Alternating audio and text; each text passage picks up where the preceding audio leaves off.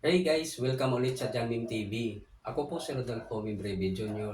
at isa na namang makabuluhang video ang gagawin natin ngayon. Sa videong ito ay ituturo ko naman sa inyo kung paano magpalit ng Wi-Fi password at Wi-Fi name, pati na rin login password ng inyong PLDT Home Fiber CTE router. Ito ay request pa rin ng iba nating mga viewers, lalong-lalo na yung mga naka-PLDT CTE router.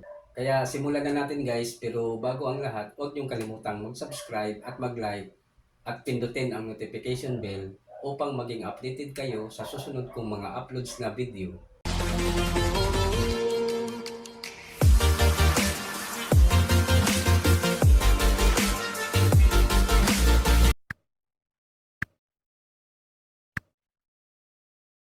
So ganito yan guys, bago kayo magsimula, siguraduhin nyo muna na nakakonect na kayo sa inyong PLDT Wi-Fi router. Then ang unang gagawin natin ay mag-open ng internet browser. Kahit anong internet browser ay pwede nyong gamitin. Pero ang gagamitin ko ngayon ay itong Google Chrome. So itap lang natin yan. Then dito sa address bar, i-type natin yung IP address ng PLDT CTE router na makikita sa likod ng router. Itong https://192.168.1.1.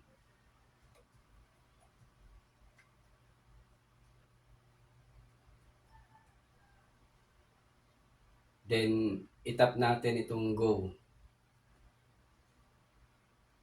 So ito yung lumalabas.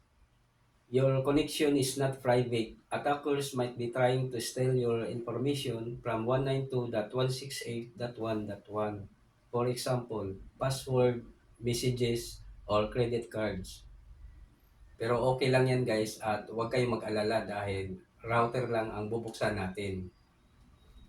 Kaya itap lang natin itong advance na makikita natin dito sa baba. Then meron na namang warning dito. This server could not prove that it is 192.168.1.1. Its security certificate is not trusted by your device's operating system. This may be caused by a misconfiguration or an attacker intercepting your connection. Pero sabi ko nga kanina, router lang ang bubuksan natin. Kaya itap lang natin itong proceed to 192.168.1.1 and save. So, ito na yung login page ng PLDT CTE router. At yung kanyang default username at password ay makikita sa likod ng router. So, dito sa username, ang i-type natin ay admin.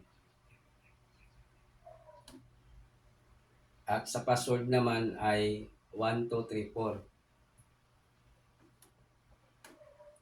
Then, itap natin itong login.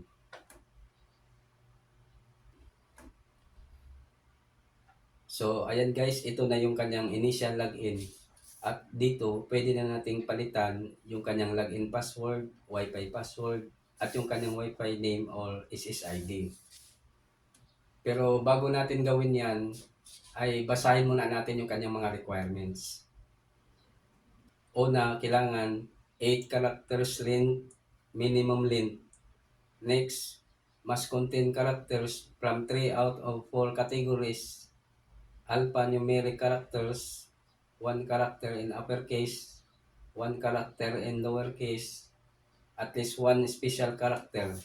Next, in the event of not being able to satisfy the 3 out of 4 category requirement, the 15 character length must be implemented. So, dito sa new password, halimbawa ang ilagay ko ay janmim_tv at 2023.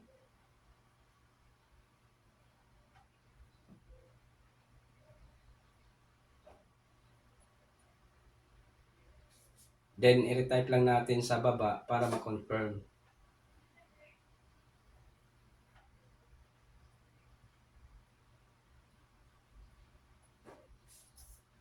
Then, dito sa band steering, suggest ko sa inyo guys na i-off na lang natin para ma-separate yung 2.4G at 5G Wi-Fi network. Ayan. Then, unahin natin itong 2.4G SSID1. Bali, ito yung kanyang Wi-Fi name. Bahala na kayo kung ano ang gusto nyong ilagay na Wi-Fi name. Halimbawa, ang ilagay ko ay Janmim 2.4G.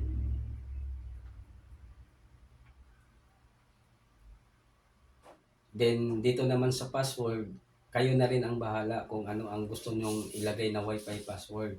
Halimbawa sa akin, ang ilagay ko ay janmim_tv at 2023.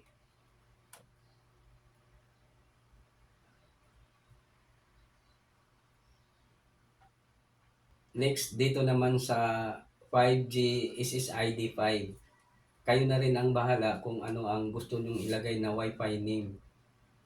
Halimbawa, ang ilagay ko ay Janmim 5G.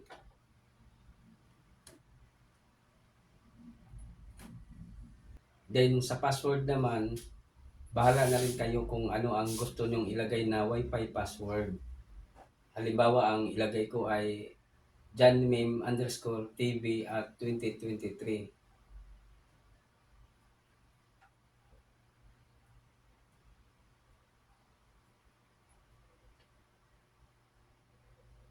Then, itap natin itong apply. Pagkatapos niyan ay madidisconnect tayo sa Wi-Fi router dahil napalitan na yung kanyang Wi-Fi password. I-reconnect na lang natin siya ulit gamit ang bago nating Wi-Fi password. So ayan guys, nagbago na yung kanyang Wi-Fi name. Napalitan na ito ng Janmim 2.4G at Janmim 5G. At itry natin mag-connect dito para malaman natin kung gumagana ba yung bago nating Wi-Fi password. Unahin natin itong Janmim 2.4G. Itap lang natin yan. Then, itype natin yung bago nating Wi-Fi password.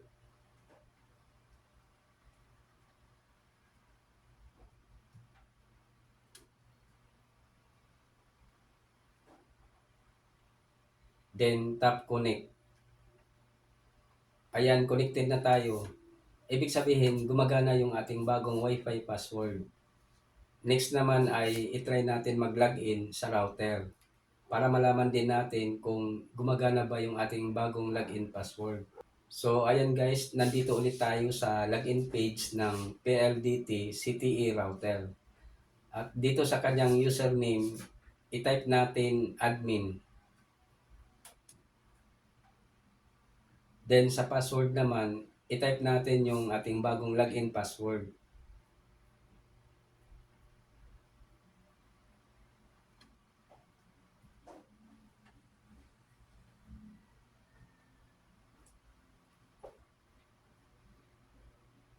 Then tap login. So ayan guys, ito na yung dashboard ng PLDT CTE router. Ibig sabihin, gumagana yung ating bagong login password. Then i-log out na natin.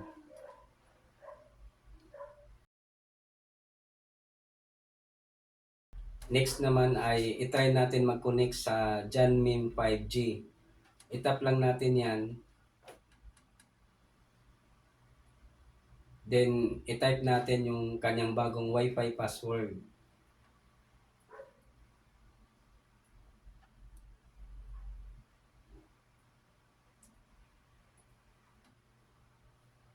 Then tap connect. Ayan, connected na tayo. Ibig sabihin, gumagana yung ating bagong Wi-Fi password. So, ayan guys, ganyan lang kadali magpalit ng login at Wi-Fi password. Pati na rin Wi-Fi name or SSID ng inyong PLDT CTE router. Dahil kung napapansin ninyo, doon pa lang sa kanyang initial login, ay pwede nyo na agad baguhin yung kanyang login at Wi-Fi password. Pati na rin yung kanyang Wi-Fi name or SSID. So, hanggang dito na lang muna. At sana ay nakatulong sa inyo ang video na ito at huwag niyong kalimutang mag-subscribe at mag-like at pindutin ang notification bell upang maging updated kayo sa susunod kong mga uploads na video. Bye!